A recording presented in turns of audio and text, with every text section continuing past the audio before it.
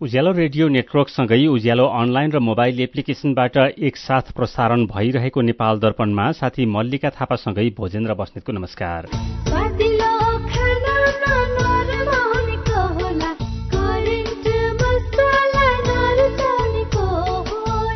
नेपाल दर्पणको साथमा करेन्ट मसला र करेन्ट चिया, स्वादको झट्का। नेपाल दर्पण सुरु गरौं मुख्य खबरका शीर्षकहरूबाट।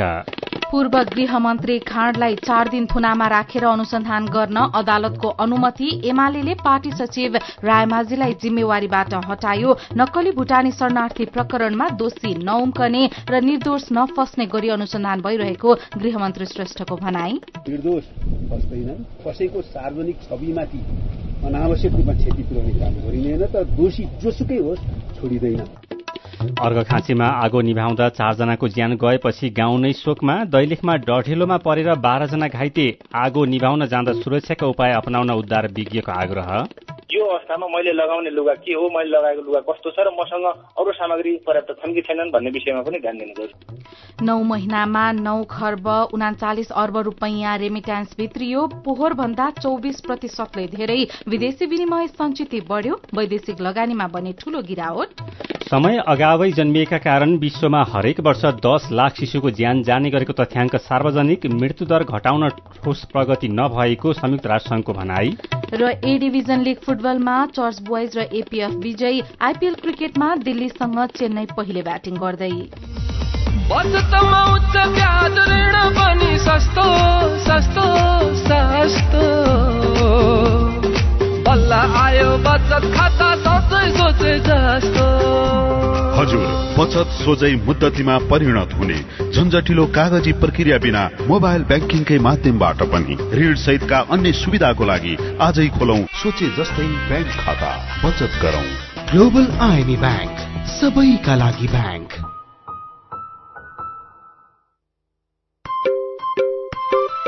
सुरक्षित र समृद्ध होस् जिन्दगीको सेरोफेरो। भोलिको लागि सोच्नु पर्ने कर्तव्य हो तिम्रो मेरो। दुःख हुन भोलिलाई बिमा गरौँ है। नेशनल लाइफ इन्सुरेन्समा बिमा गरौँ है। विगत 36 वर्षदेखि सञ्चालनरत नेपालकै पहिलो अग्रणी जीवन बीमा company national life insurance company, Lazimpat, Kathmandu. Nepal दर्पणमा अब खबरको सिलसिला। नक्कली भुटानी शरणार्थी प्रकरणमा पक्राउ परेका पूर्व गृहमन्त्री एवं नेपाली कांग्रेसका नेता बालकृष्ण खाँडलाई 4 दिन थुनामा राख्न अदालतले अनुमति दिएको छ। आज खाँडलाई म्याद थपको लागि जिल्ला अदालत काठमाडौँ लगेकोमा अदालतले 4 दिन म्याद थपको अनुमति दिएको प्रहरीले जनाएको छ। प्रहरीले अनुसन्धानको लागि भन्दै खाँड र उहाँका निजी सचिव नरेन्द्र केसीले आज बिहान निवासबाटै पक्राउ गरेको हो। यो प्रकरणमा समातिएकाहरूले खाँड पत्नी मन्जुलाई 6 करोड़ रुपियाँ बुझाएको अडियो बाहिरिएको थियो। त्यो अडियोमाथि प्रहरीले अनुसन्धान गरिरहेको छ। नक्कली भुटानी शरणार्थी प्रकरणमा मुछिएका पूर्व उपप्रधानमन्त्री एवं एमाले सचिव टोपबहादुर रायमाझी भने फरार हुनुहुन्छ। प्रहरीले अहिलेसम्म सचिव टेकनारायण पाण्डे, टोपबहादुर रायमाझीका छोरा सन्दीप, तत्कालीन गृहमन्त्री रामबहादुर थापाका सुरक्षा सल्लाहकार इन्द्रजित राई, केशव दुलाल, सानु भण्डारी, टंक गुरुङ, सन्देश शर्मा पोखरेल र सागर थुलुङ सहित 12 जनालाई पक्राउ गरिसकेको छ। यसैबीच उपप्रधान तथा गृहमन्त्री नारायण काजी श्रेष्ठले नक्कली भुटानी शरणार्थी प्रकरणमा अनुसन्धानले माग गर्ने हदसम्मका व्यक्ति तानिएको बताउनु भएको छ। सिंहदरबारमा पत्रकारहरूसँग कुराकानी गर्दै मन्त्री श्रेष्ठले निष्पक्ष ढंगले अनुसन्धान अघि बढ़ाउन र त्यसलाई निष्कर्षमा पुर्याउन लागि परेको बताउनुभयो। श्रेष्ठले आज शीर्ष नेताहरूसँग आफ्नो भेट नभएको र हिजो बालुवाटारमा भएको बैठकमा शीर्ष नेताहरूसँग अनुसन्धानमा सहयोग पुर्याउन आग्रह गरेको भन्दै सबैले दोषी नउम्कने र निर्दोष नफस्ने गरी अनुसन्धान अघि बढ़ाउन सहमति दिएको बताउनुभयो। 3 जना नेताहरूको बालुवाटारमा भेट हुँदाखेरि नि मैले 3 जनाको नेताको बीचमा पनि नेपाली कांग्रेसको सभापतिज्यू, सम्माननीय प्रधानमन्त्री, हाम्रो पार्टीको अध्यक्ष र प्रतिपक्षी दलको नेताको बीचमा पनि मैले भनेको थिएँ कि निर्दोष फस्दैनन्, फसाउनु हुँदैन, कुनै पनि बायसनेसको आधारमा काम गरिँदैन, कसैको सार्वजनिक छविमाथि अनावश्यक रूपमा क्षति पुर्याउने काम गरिँदैन, तर दोषी जोसुकै होस् छोडिँदैन। यही नीति मैले प्रहरीलाई स्ट्यान्ड बाई निर्देशनको रूपमा दिएको छु। मैले भनेको थिएँ र उहाँहरूले मलाई यसमा अगाडि बढ्न सहमति जनाउनु भएको थियो र त्यसमा उहाँहरू सबैको साथ थियो। यसैबीच नेकपा एमाले नक्कली भुटानी शरणार्थी प्रकरणमा मुछिएका पार्टी सचिव टोप बहादुर राय माझीलाई निलम्बन गरेको छ। एमाले महासचिव शंकर पोखरेलले विज्ञप्ति निकालेर राज्यले गर्ने अनुसन्धानमा सहयोग पुगोस् भनेर अनुसन्धान र कानूनी कार्यवाही प्रक्रिया अन्तिम टुङ्गो नलागेसम्म राय माझीलाई निलम्बन गरेको जानकारी दिनुभएको छ। अहिले फरार रहेका राय माझी विरुद्ध प्रहरीले पक्राउ पूर्जी जारी गरेको छ। सचिव राय माझीका छोरा सन्दीपलाई भने प्रहरीले पक्राउ गरिसकेको छ। यसैबीच संघीय संसद भवनमा संचारकर्मीहरूसँग कुराकानी गर्दै नेकपा एमालेका सचेतक महेश बर्तौलाले नक्कली भुटानी शरणार्थी प्रकरणका दोषीलाई कडाभन्दा कड़ा कार्यवाही गर्नुपर्ने बताउनु भएको छ। उहाँले निष्पक्ष छानबिन गर्नुपर्ने र सत्ताको आडमा कसैले उन्मुक्ति पाउन नहुने बताउनुभयो। हामीले के भनिरहेका छौँ भने अपराधीको कुनै जात हुँदैन, धर्म हुँदैन, उसको लिङ्ग हुँदैन, उसको कुनै पार्टी हुँदैन। कानूनले दोषी करार गरे बमोजिम उसलाई कारवाही गर्नुपर्छ। त्यस बमोजिम नेकपा एमालेको तर्फबाट हामीसँग जोडेका कतिपय मान्यजीहरूको विषय रह्यो। उहाँहरूलाई प्रहरीलाई अनुसन्धानको प्रक्रियामा सहयोग गर्न निम्ति हाम्रो हिजो पार्टीको औपचारिक बैठक बसेर आग्रह गरिसकेका छौँ। उहाँले सहयोग गर्नुपर्छ, सम्पर्कमा आउनुपर्छ। त्यसै गरी घटनामा जोडिएका जो कोही उन्मुक्ति पाउनु हुँदैन, उन्मुक्ति दिने आशयबाट सत्ताको रापतापन जोडिनु हुँदैन। यसैबीच प्रधानमन्त्री पुष्पकमल दाहाल प्रचण्ड, नेपाली कांग्रेसका सभापति शेरबहादुर देउवा र नेकपा एमालेका अध्यक्ष केपी शर्मा ओली बीच भेटवार्ता भएको छ। प्रधानमन्त्री तथा मन्त्री परिषदको कार्यालय सिंहदरबारमा नेताहरूबीच झण्डै 2 घण्टा छलफल भएको हो। नक्कली भुटानी शरणार्थी काण्डमा पूर्व गृहमन्त्री बालकृष्ण खाँड पक्राउ परेको र पूर्व उप प्रधानमन्त्री टोप बहादुर रायमाझी विरूद्ध पक्राउ पूर्जी जारी भएको अवस्थामा भएको भेटवार्तालाई महत्वका साथ हेरिएको छ। दलका प्रभावशाली नेताहरू नै नक्कली शरणार्थी काण्डमा पक्राउ पर्न थालेपछि उनीहरूलाई जोगाउन शीर्ष नेताहरूबीच भेटवार्ता हुने गरेको आरोप लागेको छ। तर प्रधानमन्त्री पुष्पकमल दाहाल प्रचण्डले भने शीर्ष नेताबीच पछिल्ला भेटघाटबारे भ्रम फैलिएको भन्दै असन्तुष्टि जनाउनु भएको छ। उहाँले आफूहरूको भेटवार्ता संसद सञ्चालनमा केन्द्रित रहेको दावी गर्नुभयो। संचार माध्यममा आए जस्तो कसैलाई जोगाउन भेटवार्ता नभएको, बरु सदनलाई कसरी प्रभावकारी बनाउने समितिहरू गठन गर्ने लगायतका विषयमा छलफल भएको उहाँको भनाइ छ। नक्कली शरणार्थी काण्डमा प्रहरीलाई स्वतन्त्र भएर काम गर्न दिइएको प्रधानमन्त्री प्रचण्डले बताउनुभयो। हामीले बिल्कुल क्लियर भाषामा भनेका छौं, दोषी कोही नछुटोस्, निर्दोष कोही नपरोस्, प्रहरीले आफ्नो काम ठिक ढंगले गरोस् भनेर हामीले स्ट्यान्डिङ अर्डर दिएकै छौं प्रहरीलाई। प्रहरीले आफ्नो काम गरेको छ, जे भएको छ विधि विधान अनुसार, नियम पद्धति अनुसार प्रहरीले आफ्नो काम गरेको छ। प्रहरीले जसरी अनुसन्धान अगाडि बढाएको छ उसलाई कुनै डिस्टर्ब गर्न हुँदैन भन्नेमा हाम्रो सबैको सहमति। यसैबीच प्रतिनिधि सभाका सभामुख देवराज घिमिरेले नक्कली भुटानी शरणार्थी प्रकरणका विषयमा सदनलाई जानकारी गराउन रुलिङ गर्नुभएको छ। प्रतिनिधि सभाको आज बसेको दोस्रो बैठक शुरू हुने बित्तिकै राष्ट्रिय प्रजातन्त्र पार्टी राप्रपाका अध्यक्ष राजेन्द्र प्रसाद लिङदेनले नक्कली भुटानी शरणार्थी प्रकरणमा संलग्नलाई कार्यवाहीका विषयमा सदनलाई जानकारी गराउन माग गर्नुभएको थियो। त्यसपछि सभामुख घिमिरेले यसबारेमा सदनलाई जानकारी गराउन सरकारलाई रुलिङ गर्नुभएको हो। यसैबीच प्रतिनिधि सभाको आजको बैठकमा बोल्दै नेपाली कांग्रेसका महामन्त्री गगन कुमार थापाले नक्कली भुटानी शरणार्थी प्रकरणको अनुसन्धानमा दबाव र प्रभाव पर्न नहुने बताउनु भएको छ। उहाँले नेपाली नागरिकलाई भुटानी शरणार्थी बनाएर अमेरिका पठाउने ठगी प्रकरणमा संलग्न नेता वा नाता जोसुकै भए पनि कार्यवाही हुनुपर्ने बताउनुभयो।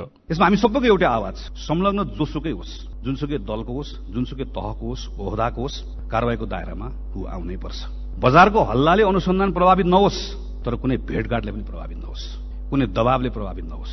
मेरो आग्रह छ, अनुसन्धान फ्री र फेयर होस्, निर्दोष कोही पनि नपरोस्, तर दोषी छ भने नेता होस् कि नाता होस् एउटा पनि नछुटोस्। यो प्रकरणमा सरकारले दरोसँग खुट्टा टेक्यो भने योभन्दा अगाडि उसले सुशासनको नारा लगाउन सक्छ। तपाईको फिल्म चल्छ, हाउसफुल हुन्छ, नभए हल खाली हुन्छ।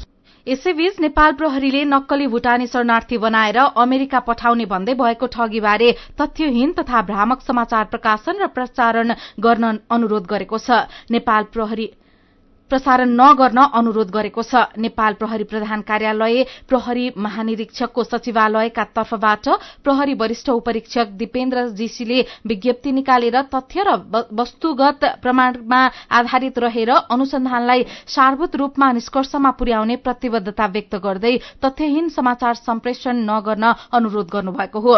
कतिपय संचार माध्यम र अनलाइनहरूमा यो मुद्दाको विषयलाई लिएर गलत मनोगत अनुमानमा आधारित भ्रमपूर्ण समाचार सम्प्रेषण भएको भन्दै प्रहरीले त्यसतर्फ ध्यानाकर्षण भएको पनि जनाएको छ। गलत समाचारबाट मुद्दाको अनुसन्धानमा समेत नकारात्मक असर पर्न सक्ने विज्ञप्तिमा उल्लेख छ। बुटौलमा भूमिगत जलस्रोत र सिंचाईको निर्माण सम्बन्धी ठेक्कामा कामै नगरी रकम भुक्तानी लिएको दाबीसहित अख्तियार दुरूपयोग अनुसन्धान आयोगले 3 जना कर्मचारीसहित 5 जना विरूद्ध भ्रष्टाचार मुद्दा दायर गरेको छ। अख्तियारले भूमिगत जलस्रोत तथा सिंचाई विकास डिभिजन कार्यालय बुटौलका तत्कालीन कार्यालय प्रमुख इच्छा कुमार श्रेष्ठ, इन्जिनियर सन्तोष कुमार दास र लेखापाल नेत्रप्रसाद मरासिनी विरूद्ध भ्रष्टाचार मुद्दा दायर गरेको हो। अख्तियारले भोलेबाबा कन्स्ट्रक्सन र त्यसका ठेकेदार सुकबहादुर गुरुङ र कम्पनीका अख्तियारवाला प्रकाश भट्टराई विरूद्ध पनि भ्रष्टाचार मुद्दा दायर गरेको छ।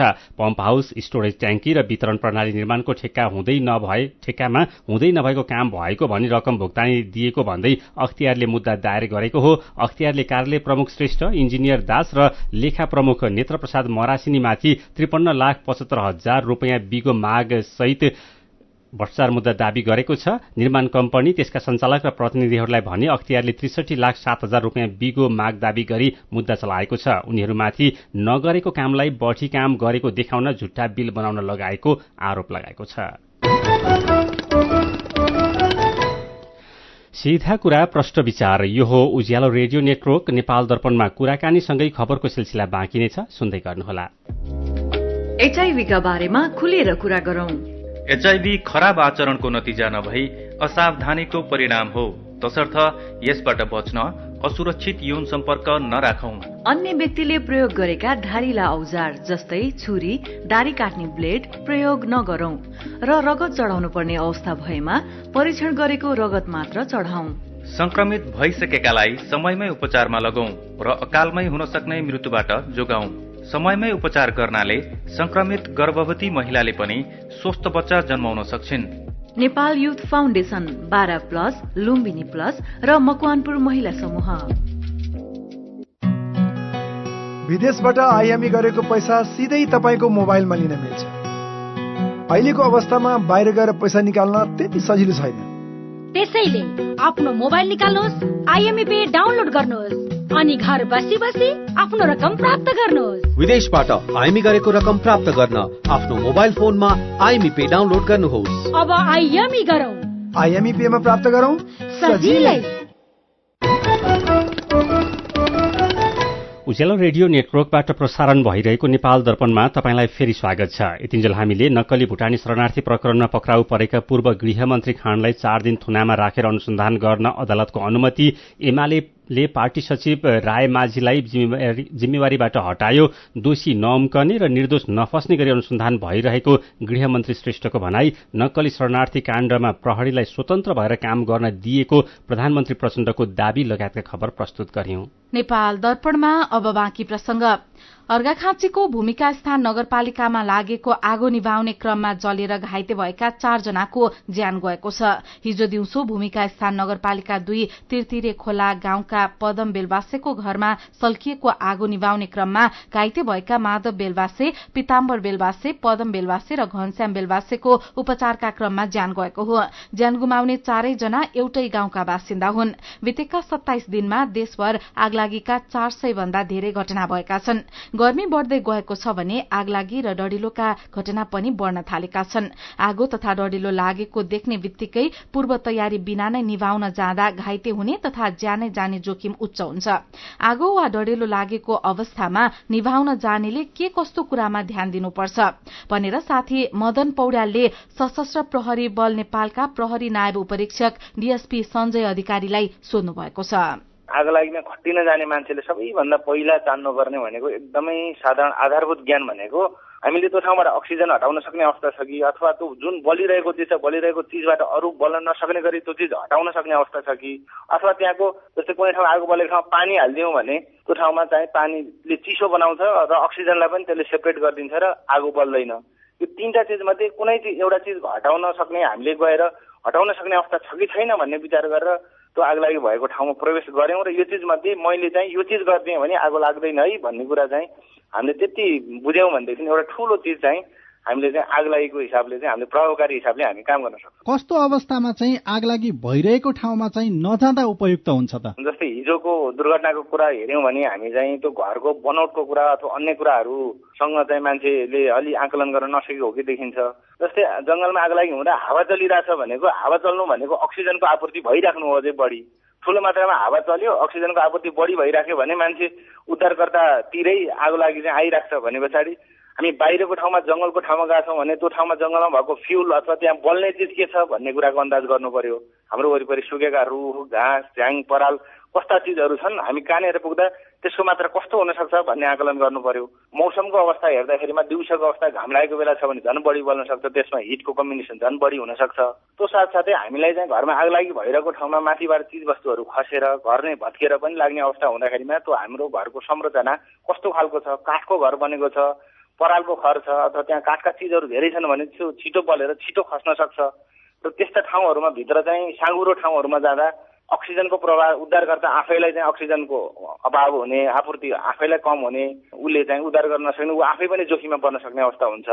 घरभित्रको अवस्था र बाहिरको अवस्था जाँदाखेरिमा यो चिजलाई चाहिँ उद्धारकर्ताले चाहिँ एकदमै ख्याल गर्नुपर्छ। हो, सामग्रीहरू आफू साथ चाहिँ के कस्ता लिएर जाने, आफ्नो शरीरमा कपडा चाहिँ कस्तो लगाउनु पर्छ त? आफूले लगाएका लुगा चाहिँ छिटो आगोले नटिप्ने खालको हुनु पर्यो। तपाईँले आगोले टिप्ने खालका लुगाहरू छिटो टिप्ने खालका अथवा तातोबाट तातोले पनि पग्लिने खालका लुगाहरू लगाउनु भयो भने आफू छिटो जोखिममा पर्नु हुने भयो।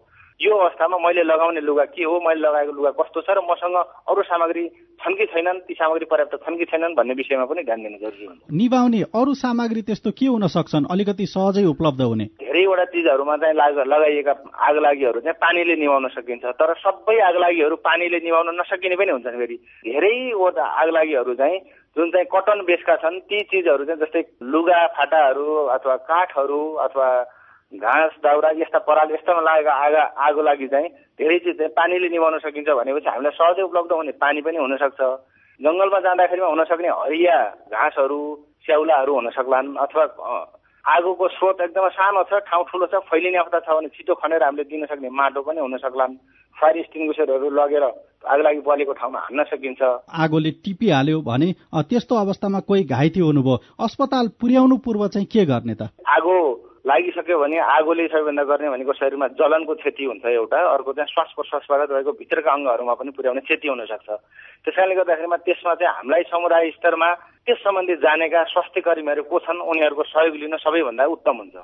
उहाँ हुनुहुन्थ्यो सशस्त्र प्रहरी बल नेपालका प्रहरी नायब उपरीक्षक डीएसपी सञ्जय अधिकारी आगो निभाउन जाँदा ध्यान दिनुपर्ने कुराहरूबारे जानकारी दिँदै। यसैबीच दैलेखमा डडेलोमा परेर 12 जना घाइते भएका छन्।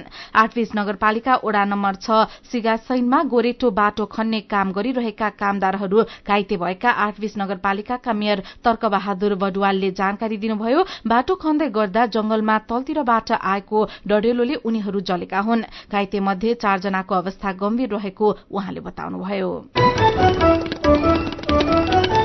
चालू आर्थिक वर्षको 9 महिनामा रेमिट्यान्स 24% भन्दा धेरैले बढेको छ। नेपाल राष्ट्र बैंकले सार्वजनिक गरेको साउनदेखि चैतसम्मको आर्थिक तथा वित्तीय स्थिति अनुसार रेमिट्यान्स 24.2%ले बढेर 9 खर्ब 39 अर्ब रुपियाँ पुगेको छ। गएको वर्ष घटेको रेमिट्यान्स यो वर्ष भने उत्साहपूर्ण ढंगले बढेको तथ्याङ्कले देखाएको छ। यस्तै वैदेशिक रोजगारीमा जानको लागि श्रम स्वीकृति लिने नेपालीको संख्या पनि 51% भन्दा धेरैले बढेको छ। साउनदेखि चैतसम्म वैदेशिक रोजगारीका लागि अन्तिम श्रम स्वीकृति संस्थागत तथा व्यक्तिगत तर्फ नयाँ लिने नेपालीको संख्या 51.5%ले बढेर 3,87,839 पुगेको छ। यसैगरी वैदेशिक रोजगारीका लागि पुनः श्रम स्वीकृति लिने नेपालीको संख्या 5.5%ले बढेर 2,17,959 जना पुगेको छ।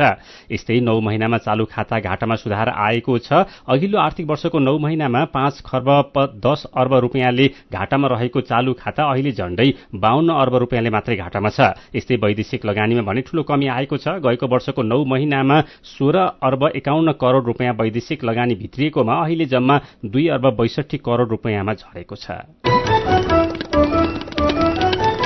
मध्य प्रदेशका मुक्त हरवा चरवाले आउँदो आर्थिक वर्ष 2080-81 को नीति तथा कार्यक्रम र बजेटमा पुनस्थापनाका कार्यक्रम समेट्नुपर्ने मागसहित 32 वटा पालिकालाई ज्ञापन पत्र बुझाएका छन्।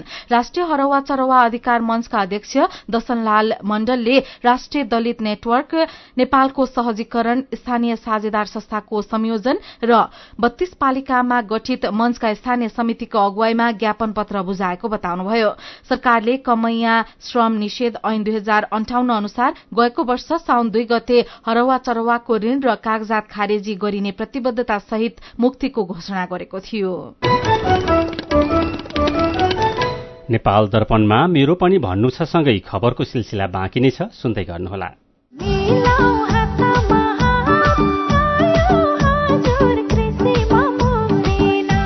अब कृषि सम्बन्धी सम्पूर्ण सेवा तथा सामग्रीहरू पाउनुहोस् एकै ठाउँमा। मल, बिउ, विषादी, औजार उपकरण र सम्पूर्ण प्राविधिक सेवाहरू अब नजिकैको एग्रोभेट, सहकारी तथा कम्पनीको आधिकारिक विक्रेताहरूकोमा गई सम्पर्क गर्नुहोला। मुक्तिनाथ कृषि कम्पनी लिमिटेड, समृद्धिको आधार कृषि, कृषिको आधार प्रविधि। थप जानकारीको लागि 98 023 10 964।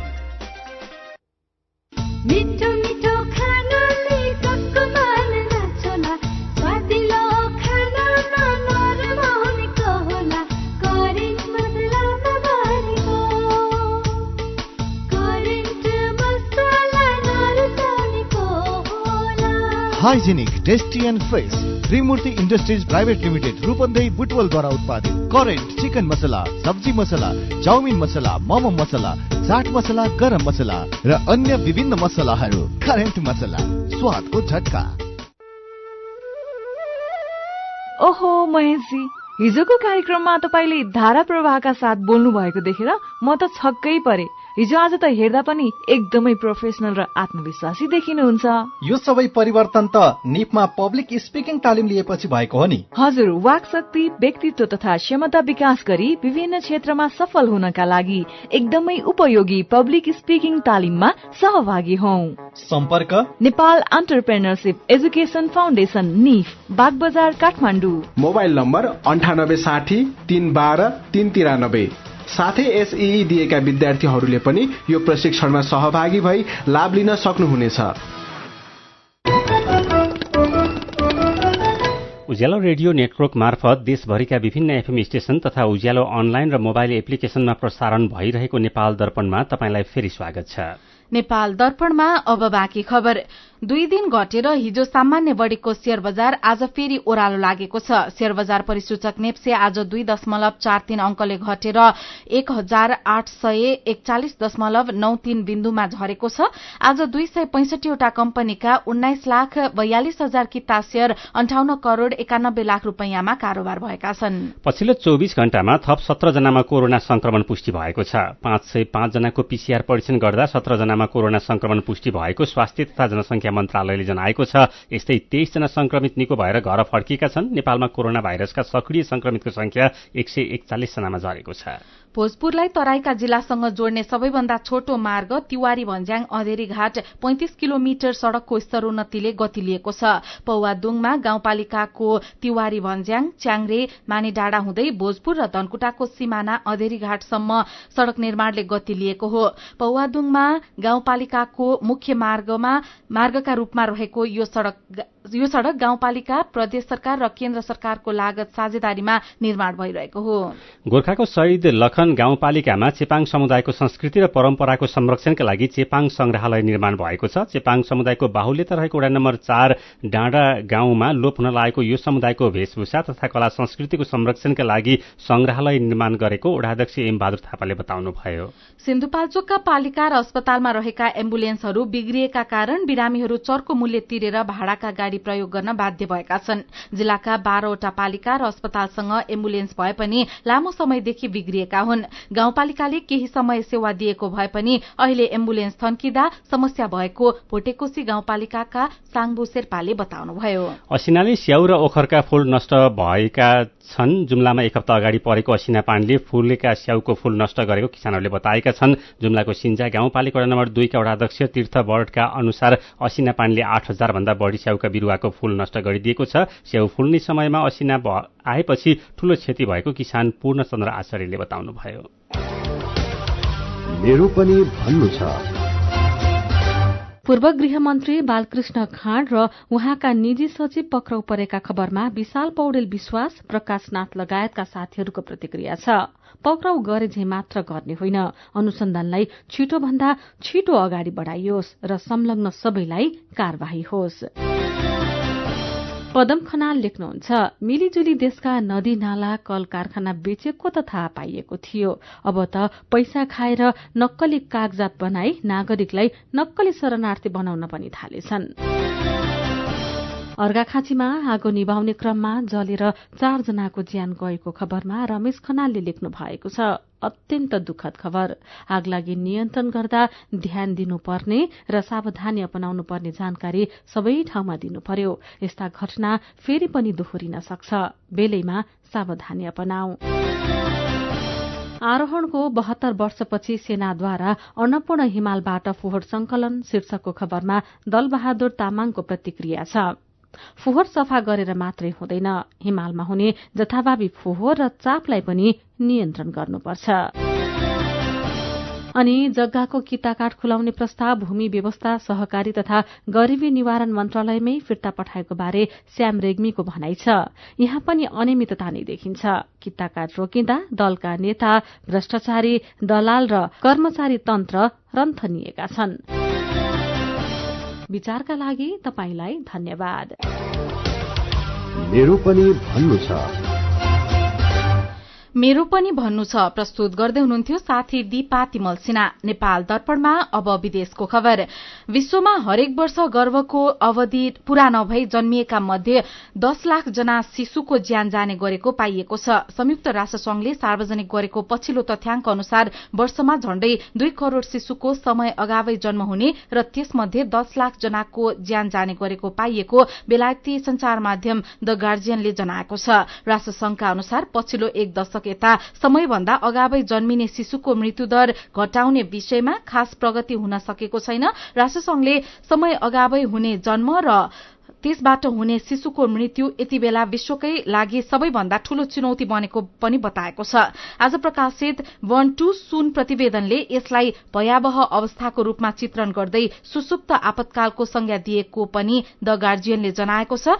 समय अगावै बच्चा जन्मनुको मुख्य कारण कलिलो उमेरमा आमा बन्नु रहेको पनि प्रतिवेदनमा उल्लेख छ। कतिपय रोगहरूका कारण पनि समय अगावै बच्चा जन्माउने समस्या आउने गरेको छ। गर्भ रहेको मितिले 37 हप्ता भन्दा अघि जन्मिएका शिशुलाई समय अगावै जन्मिएको भनिन्छ।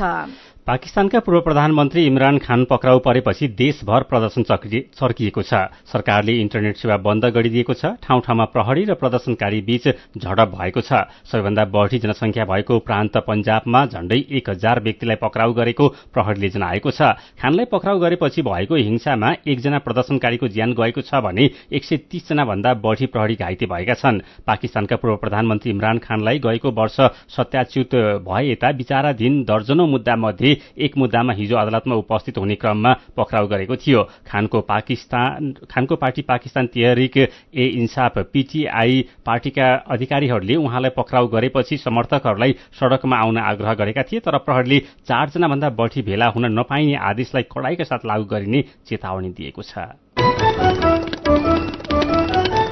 अब खेल खबर। चर्च बोइज युनाइटेड क्लब शहीद स्मारक ए डिभिजन लीग फुटबलको शीर्ष स्थानमा उक्लिएको छ। एन्फा कम्प्लेक्समा भएको खेलमा चर्च बोइज युनाइटेडले मछिन्द्र क्लबलाई 2-1 गोलले हरायो। जितसँगै चर्च बोइज 30 अंक सहित शीर्ष स्थानमा उक्लिएको छ। मछिन्द्र 24 अंकका साथ चौथो स्थानमा कायमै छ। आजै दशरथ रंगशालामा भएको खेलमा सशस्त्र प्रहरीको एपीएफ क्लबले त्रिभुवन आर्मीलाई 3-0 गोलले हराएको छ। जितपछि एपीएफ 22 अंक सहित 6औं स्थानमा पुगेको छ। 21 अंक रहेको आर्मी 7औं स्थानमा छ। यूईएफए च्याम्पियन्स लीग फुटबलको दोस्रो सेमिफाइनलको पहिलो लेगमा आज एसी मिलान र इन्टर मिलान खेल्दैछन्। क्वार्टर फाइनलमा एसी मिलानले नापोलीलाई र इन्टर मिलानले बेन्फिकालाई हराएर अन्तिम 4मा स्थान पक्का गरेका हुन्। एसी मिलानले अहिलेसम्म 7 पटक च्याम्पियन्स लीगको उपाधि जितेको छ भने इन्टर मिलानले 3 पटक जितेको छ। पहिलो सेमिफाइनलको पहिलो लेगमा गैराती म्यानचेस्टर सिटी र रियल मड्रिडले 1-1 गोलको बराबरी खेलेका छन्। र इन्डियन प्रिमियर लीग आईपीएल क्रिकेटमा अहिले चेन्नई सुपर किङ्स र दिल्ली क्यापिटल्स खेलिरहेका छन्। टस जितेर ब्याटिङ रोजेको चेन्नईले ताजा अवस्थामा 7 ओभर 5 बलको खेलमा 2 विकेट गुमाएर 56 रन बनाएको छ। चेन्नई 11 खेलमा 13 अंकका साथ तालिकाको दोस्रो स्थानमा छ। दिल्ली 10 खेलमा 8 अंकका साथ पुछारमा छ। खेल खबरसँगै हामी नेपाल दर्पणको अन्त्यमा आइपुगेका छौं। आजका मुख्य खबरका शीर्षक फेरि एकपटक। पूर्व गृहमन्त्री खाँडलाई 4 दिन थुनामा राखेर अनुसन्धान गर्न अदालतको अनुमति। एमाले पार्टी सचिव रायमाझीलाई जिम्मेवारीबाट हटायो। नक्कली भुटानी शरणार्थी प्रकरणमा दोषी नउम्कने र निर्दोष नफस्ने गरी अनुसन्धान भइरहेको गृहमन्त्री श्रेष्ठको भनाई। अर्घाखाँचीमा आगो निभाउन जाँदा 4 जनाको ज्यान गएपछि गाउँ नै शोकमा। दैलेखमा डढेलोमा परेर 12 जना घाइते। आगो निभाउन जाँदा सुरक्षाको उपाय अपनाउन उद्धार विज्ञको आग्रह।